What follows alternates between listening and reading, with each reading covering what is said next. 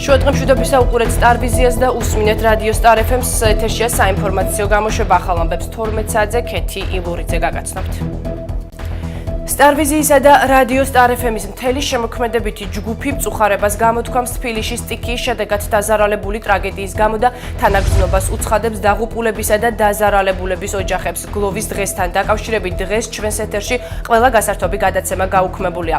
საქართველოში დღეს გლოვის დღეა აღნიშნული გადაწყვეტილება საქართველოს პრემიერმა კრიზისების მართვის საბჭოს გუშინდელ სხდომაზე მიიღო. სამწუხაროდ გვყავს ჩვენ დაღუპულები და მინდა მივუსამძიმრო მათ ოჯახებს საქართველოს მთავრობის სახელით. ძალიან დიდი ტრაგედიაა და მინდა გლოვის დღედ გამოვაცხადოთ. ამისთვის უკვე არის მზად საქართველოს მთავრობის განკარგულება. 13-14 ივნისს თბილისში მომხდარ სტიქიის შედეგად გარდაცვლილთა პატივსაცემად საქართველოში 15 ივნისი გლოვის დღედ გამოცხადდება, განაცხადა ირაკლი ღარიბაშვილმა.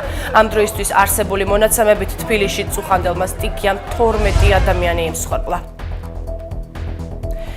თბილისში მომხდარი სტიქიის შედეგად დაღუპულთა და დაკარგულთა შესახებ ოფიციალური ინფორმაცია ამ დრომდე არ ზუსტდება. დაღუპულთა და დაკარგულთა მონაცემების დაზუსტება სწორედ ამ წუთებში მიმდინარეობს. შესაბამისად, მათი ვინაობა ოდნავ მოგვიანებით გახდება ცნობილი. ეს განცხადება კრიზისების მართვის საბჭოში გაკეთდა. ამ დროისათვის სტიქიის შედეგად გარდაცვლილი 9 ადამიანის შესახებ მოიპოვება ინფორმაცია. სტიქიას ემსხვერპლან ნუგზარ ბუაძე, ეგიაზაროვის ოჯახის 4 წევრი მარიამ ქუთელია, გულიკო ჭიტაძე და მისი მეუღლე ინდირა ზარანდია. კიდევ 3 გარდაცვლილის ვინაობა ჯერ უცნობია. სოციალურ ქსელებსა და მედიაში კი 4 დაკარგულის შესახებ ვრცელდება ინფორმაცია. ამ დრომდე ვერ ხეხდება გურამ პეტრიაშვილის, ივლიტა ჯიბუტის, ლიზა ზარანდიას, სერგო კაპანაძისა და იმ ტაქსის მძღოლის პოვნა, რომლის ავტომობილითაც სერგო კაპანაძე და ლიზა და ინდირა ზარანდიები გადაადგილდებოდნენ. ბოლო მონაცემებით სტიქიის შედეგად 12 ადამიანი გარდაიცვალა, ხოლო 24 დაკარგულად ითვლება.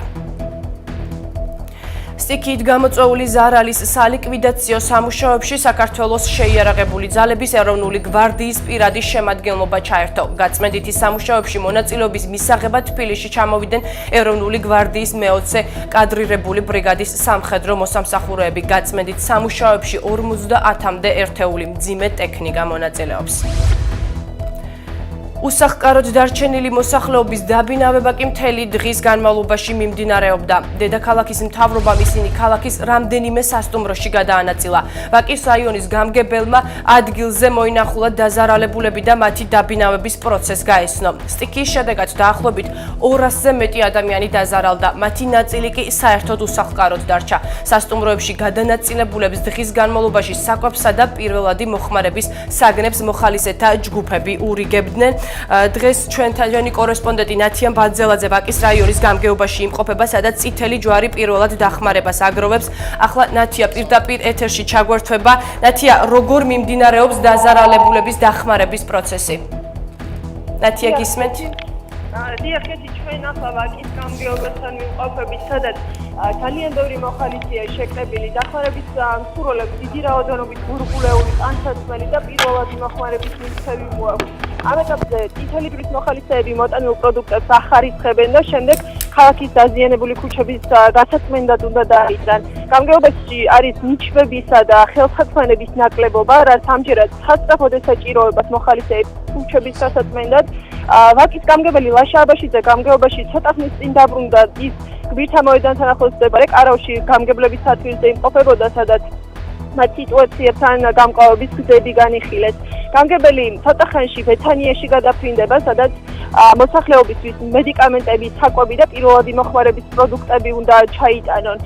გამგეობის თანამშრომლების განცხადებით ამ ეტაპზე, როდესაც დაზარალებულები სასტუმროებში არიან გადანაწილებულები, ვურღულეული, ტანსაცმელი და პირველადი მოხმარების პროდუქტების რაოდენობა საკმარისია. დაზარალებულებისთვის 2-3 დღეში იქირავებენ ბინებს და მათ სხვადასხვა ადგილზე გადაიყვანენ, გადაანაწილებენ. ახლა კი უპირველეს ყოვლისა საჭიროა მუშებისთვის მშრალი საკვების თუნდაც ადგილზე მიტანა, სადაც ისინი გაწმენით სამუშაოებს ასრულებენ და როგორც უკვე აღნიშნე, ასევე საჩქაროა ნიჩბები და ხელსაწყმელები. ქეთი? ლუბანათია მე მაყურებელს შევახსენებ რომ ჩვენი კორესპონდენტი ყოფებოდა ვაკის რაიონის გამგეობიდან სადაც დღეს დილიდან დაზარალებულები მოინახულა ვაკის გამგებელმა და რიგითი მოქალაქეები მათ დახმარებას უწევენ ნათია რჩება ადგილზე და ჩვენ შემდეგ გამოშვებაშიც გიბრუნდებით უახლესი ინფორმაციით ახლა კი განვაგრძობ გამოშვებას მაშველები მოხალისეებთან ერთად ცდილობდნენ ვერის ხეობის მანქანებისგან გაწმენდას შლამში დაახლოებით 25-მდე ავტომობილი იყო ამ პერიმეტრზე ჩარჩენილი 5 უკვე ამოიტანეს ყველა დაზიანებულია სამუშაოები დღეს დილიდან გაგრძელდა გმირთა მოედნის მიმდებარე ტერიტორიაზე კოსტავას ქუჩაზე მდებარე კორპუსების ნაწილი ისევ დატბორილია ადგილზე ტალახისა და შლამის დიდი ნაწილია დარჩენილი გაწმენდითი სამუშაოები განახლდა დილიდან მოსახლეობა ამბობს რომ ზარალი ძალიან დიდია და ხელისუფლებისგან ზარალის ანაზღაურებას ითხოვენ გმირთა მოედანი უსაფრთხოების მიზნით გადაკეტილია. სტიქიიდან მეორე დღეს გმირთა მოედანსა და ვაკეს საბურთალოს გზაზე მობილიზებულია მძიმე ტექნიკა, სადაც გზის გაწმენდითი სამუშაოები მიმდინარეობს. საღამოს გმირთა მოედანი კიდევ ერთხელ დაათვალიერეს თბილისის მერმა დავით ნარმანიამ და აღმასრულებელი ხელისუფლების წევრებმა. დავით ნარმანიასთან ერთად იქ იმყოფებოდნენ შინაგან საქმეთა და ინფრასტრუქტურისა და ტოლთა და განსახლების მინისტრები. მათ ზოოპარკის მიმდებარე ტერიტორიაც მოინახულეს, სადაც სამაშველო ჯგუფები მოხალისეებთან მუშაობდნენ და მონაკვეთს წმენდნენ. გმირთა მოედანზე არსებულ ვითარებას გაიცნო პრეზიდენტის ეკონომიკური მრჩეველი გიორგი აბაშიშვილი ასევე იმყოფებოდა სასტუმრო ლევილში, სადაც დაზარალებულთა ნაწილი შეასახლეს.